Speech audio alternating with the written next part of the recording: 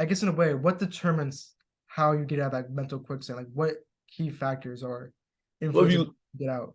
I'm sorry. Well, when you look at mental quicksand, and what I what I call it is mental quicksand. It's that doubt, fear, and worry that keeps you from moving forward. I lived in that for so long. The doubts about your abilities, the skills that you have, your inability to do things, even when you're capable of doing it, you won't even give it a shot. And so, when you talk about mental quicksand and how you want to move forward with your life, I go to, oh, there are people out there who will graduate from high school, who will graduate from college and say, I'm done. I don't have to go to school anymore. I don't have to learn anything else. Oh, now I got the job. I got the salary. I got the spouse. I got the kids. I'm good. And they're no longer learning.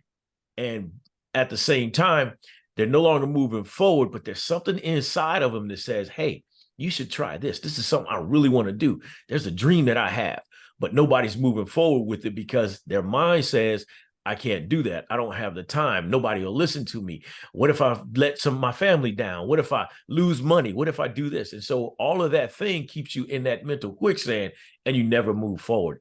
It took me 12 years to decide that I was going to move forward with my dream to become a speaker because I hemmed and hawed for so many years. I was loyal to bad behavior or bad habits and behaviors that I had created when the time I thought I was done.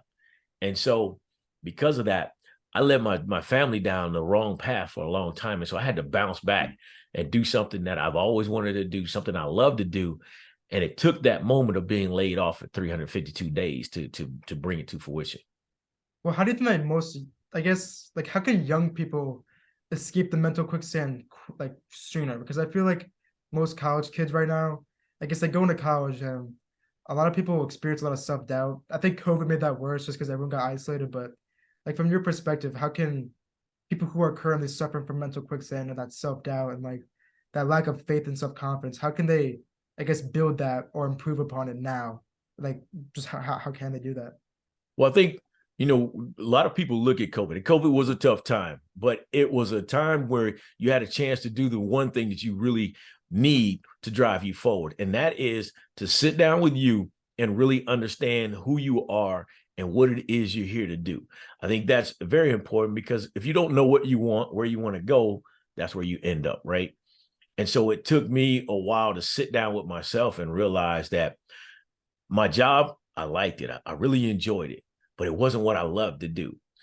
What I was doing on a job wasn't giving me the joy and the happiness. So I think when you sit down and think about who you are, what you're here to do, it's going to help you move forward. Second thing I think you definitely want to understand is that your life's not over. You got to continue to learn. You got to continue to put something in here that helps you with your confidence, that helps you see the dream that you have. I one of the things that the guy helped, well, I'll give you this. There was three questions the guy that helped me realize I was playing small asked. And he said, what are you doing now what have you done over the last 5 years that has gotten you closer to accomplishing your dreams or increase your salary significantly?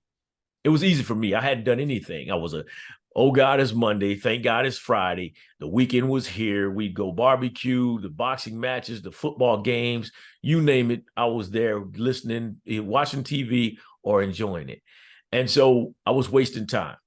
Then he said, well, if you hadn't done anything the last 5 years, what are you doing now to change things? That was easy too. I wasn't doing anything. I was just getting out of the military. I got what I believed to be a great salary. And I just moved forward. And the reason I thought it was great was because it was better than what my parents had. So I thought, hey, I made it. I'm doing well. And so from there, he said, well, if you're not doing anything now to change things, he said, if you keep doing the same thing from here on out, what do you think your next 5, 10, or 15 years are going to look like? And that's when it hit me. It hit me hard, man. I was like, oh, man, because I wasn't happy. So it's